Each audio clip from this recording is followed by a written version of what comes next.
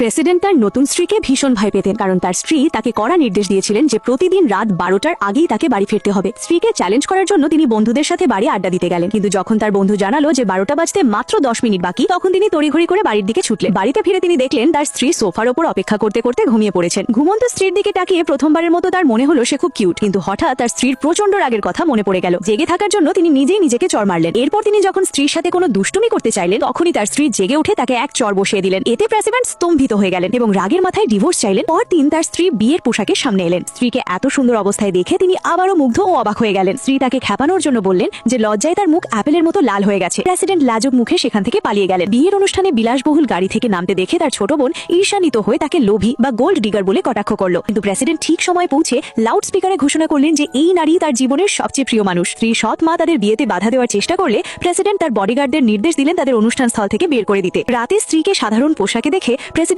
লজ্জায় চোখ ঢেকে ফেললেন। আর এই লাজুক ভঙ্গি দেখে স্ত্রী যখন মজা করে তার দিকে এগিয়ে এলেন, তখন তিনি ঘাবড়ে গিয়ে আবার সেখান থেকে দৌড়ে পালালেন।